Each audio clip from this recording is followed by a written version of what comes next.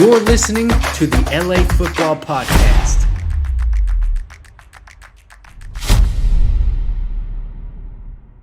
What's going on, Los Angeles? Welcome to the LA Football Show here on the LA Football Network, your destination for Los Angeles football. This is your RamsHouse edition of the show. Excited to get into all things Rams for you, my Ramley. We got plenty to talk about with Sean McVay and company. Show is always brought to you by our friends at BetOnline. Head to betonline.ag today. Use our promo code BELIEVE. That's BLEAV. You get a 50% welcome bonus on your first deposit. They have every sport imaginable. You can bet on the next head coach of the Rams. If it is Sean McVay, who is still favored, ironically enough, Sean Payton, Raheem Morris, you can bet on any of it all at betonline.ag. Make sure to use that promo code BELIEVE. Get a 50% welcome bonus. All right, Jamal, let's go ahead and let's transition over to the other pro team. Obviously not in the playoffs, our Los Angeles Rams, but plenty to talk about. Obviously, the talk of the town, Sean McVay. We went deep into the Rams and Sean McVay on our last episode, talking about what his decision would be, our thoughts on it, if he would retire, if he did retire, who could replace him. I want to take a different approach right now because obviously we don't need to talk more about players yet. We'll get into free agency later down the line and whatnot, because the big thing is McVay. Obviously, I think he's going to make a decision during these playoffs, I would assume. I don't think he'll drag it out that long. So let's take a little different approach. And obviously, if you want to talk about something else, we'll throw it in there. But I think it'd be fun to talk about how do the Rams and others convince Sean McVay to stay, whether that's good or not. I think me and you both think that Sean McVay should only stay if he's 100% in. We know how the world works. If you've started thinking about something else, that's where your mind is, and you're not going to give it your full go unless you have people and pieces to kind of lean on to take some pressure off, make it fun again. And so obviously Liam Coen, current offensive coordinator, is going back to Kentucky. First of all, is that weird? Like, that was like almost like he decided that weeks ago. Was that strange to you that, like, as soon as the season ended, it's like, oh, he's gone back to Kentucky? Do you think there just wasn't a fit here, or he just felt like he for potentially? Yeah, Ryan, it's interesting. I think some coaches realize that they're college coaches, and we sort of saw that a little bit. I mean, even the great Nick Saban, after 2 years with the Dolphins, went from LSU right back to Alabama, hasn't flirted with the NFL since. We saw it with Spurrier. We saw it with Butch Davis a little bit. So, I think that folks get tempted. It's just more of a story when it's the head coach. But I think that Coen realized, hey, I don't think the NFL game is really for me, whether it's the fact that there's just so much more parity from a talent standpoint, harder to be more creative in terms of offensive play calling, harder to get through a pro player when you're trying to talk to a bunch of millionaires. For whatever reason, I think Coen realized pretty early on, hey, maybe I made a mistake and I need to kind of go back to my alma mater, need to go back to my roots in the game that I'm comfortable with. And frankly, I commend him because there's an opportunity cost with every decision. And the fact that he realized this in his career and his life sooner rather than later is probably going to set him up for greater success in the future than if he realized this much later. Yeah, and I had zero problem with it because I never felt like it was a fit here. Obviously, he was with the Rams years ago in a different capacity, and this was now an upgrade for him.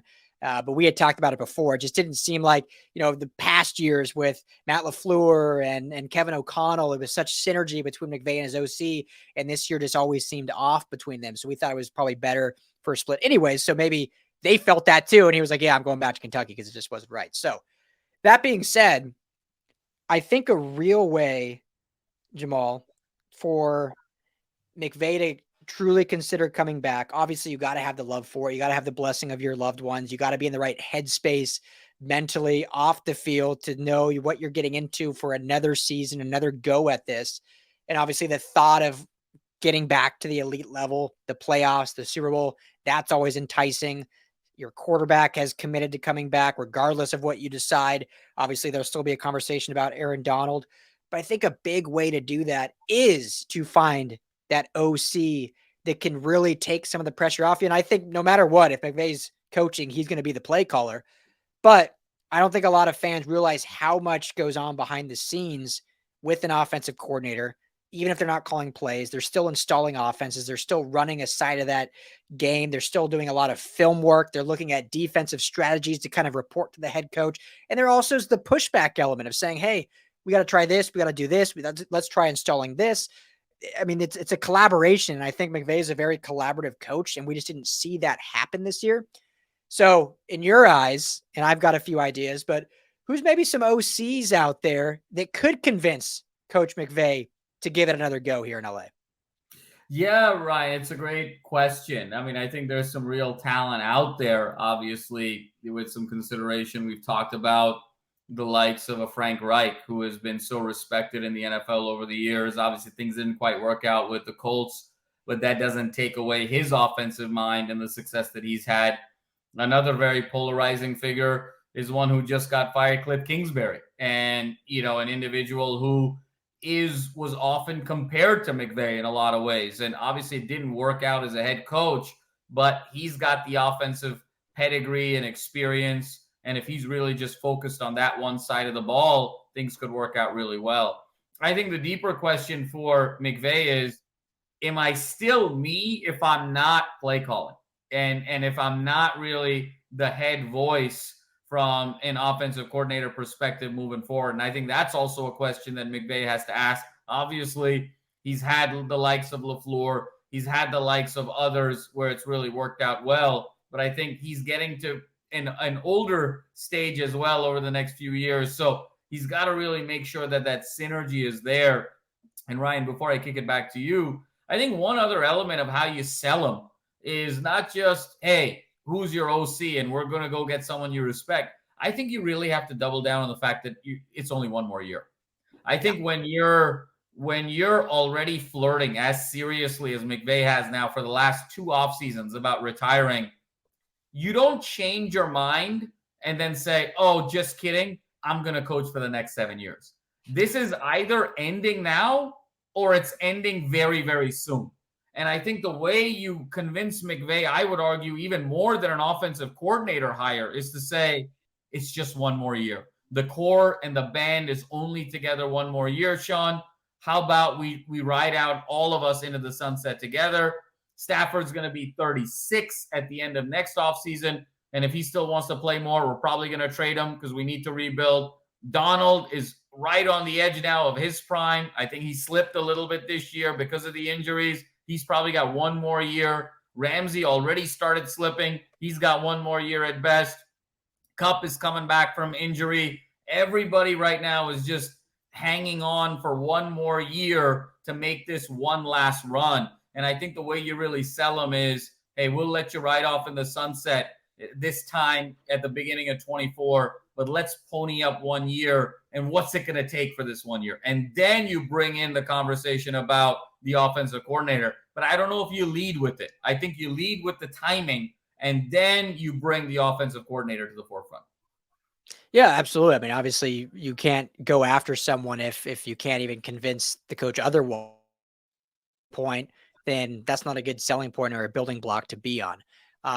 But obviously, that being said, I think that would sweeten the deal a little bit if you're able to find that. And part of it too is what happens with Raheem Morris. I mean, does he end up getting a head coaching gig? And you have to go hire another defensive coordinator. That would be his, third in his 6 years as a head coach. So I think that's another piece to it is what happens with Raheem Morris, and obviously the organization. That's why they're going to push for a quick decision from McVay, because if he decides to retire, obviously Raheem Morris is kind of the incumbent to take over the head coaching job there. So, I mean, there's so much questions looming and whatnot. But going back to the OC, just because I want to throw a few names out too. And Frank Reich to me is kind of that would make the most sense just based on pedigree and based on taking some of the pressure off of McVay and based on success. Obviously, winning a Super Bowl in Philly as the OC there.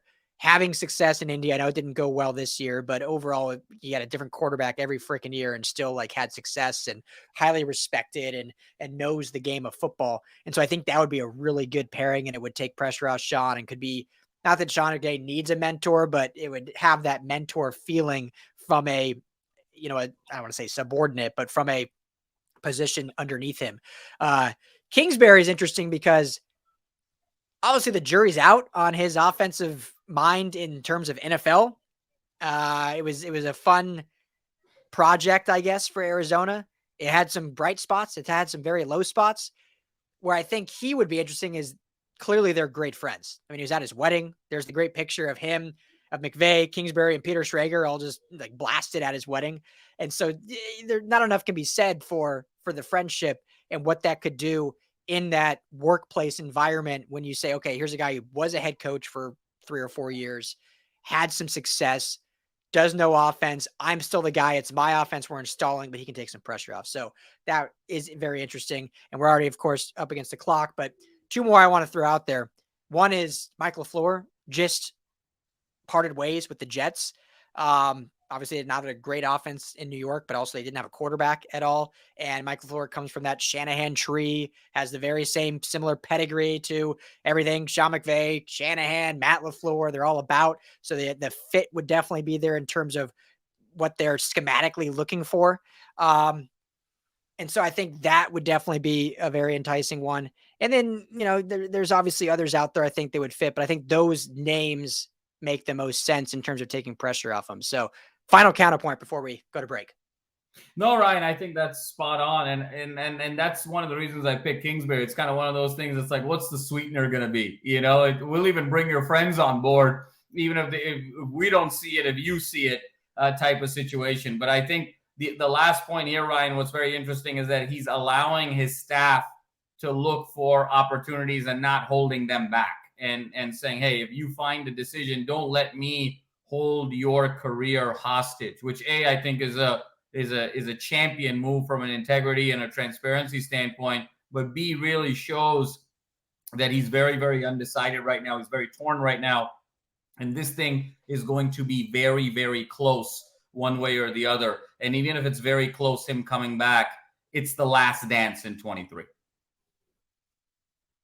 All right, I'm going to say one more point, and I'll just put it on the other end of the break. It's going to be fun editing for me, but I'll figure it out. Because I remember I had 2 coaches, and I forgot who it was, and now I remembered. So, yeah, Sean, Jamal, absolutely agree with that last point. And last thing before we move on to some college talk here. One coach that I can't see this happening at all, but I'd be curious. I've heard talks about it, not with the Rams necessarily.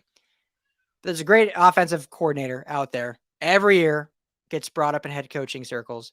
Every year interviews. Every year doesn't get hired, and reports come out that he's not even close to getting hired. Eric Bieniemy, right, with the Chiefs.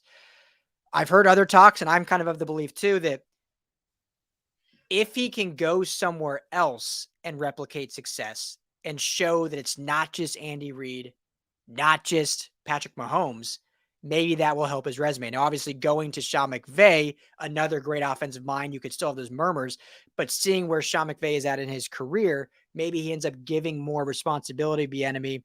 Bieniemy runs a different style offense. It's something that's not what he's done his entire NFL career, not being with the same organization, essentially. I know he just had a head coaching interview, right, just recently, I believe, with the Colts. But everything I've heard from a lot of people I respect just say there's really, unless he were to go somewhere else, they don't see him ever becoming a head coach. That's a move for him. I know it's lateral, but where maybe it benefits him and benefits the Rams and Sean McVay. Am I crazy, or any thoughts on that?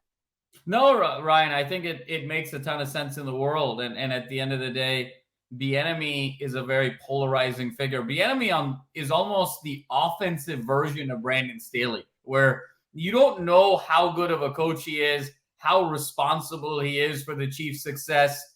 Is he this savant behind the scenes, or is he just a function of branding and a front man with very little substance behind him? So it's a really fascinating dichotomy. But the one thing you can't take away from Bieniemy in any way, shape, or form is just the level of exposure that he's had to a one Patrick Mahomes over the last several years. And so I think that just brings you instant credibility moving forward. And the fact that he's worked with arguably the best offensive football coach and best offensive football mind of the last 10 years in Andy Reid. So just the ability to manage relationships between coach, quarterback, and veterans with big egos, big budgets, big dollars, and big aspirations. I think in a lot of ways, there's a fit there in terms of cultural alignment. So I don't think you're crazy at all. Yeah, we'll see. It's going to be certainly fascinating. We will have plenty of coverage on the LA Football Show and the LA Football Network for all your Rams needs. So make sure to stay tuned all off season long. But with that, let's wrap up our Rams segment of the LA Football Show. Thank you, Ramley, for all tuning in. We'll touch base with you all again here very, very soon.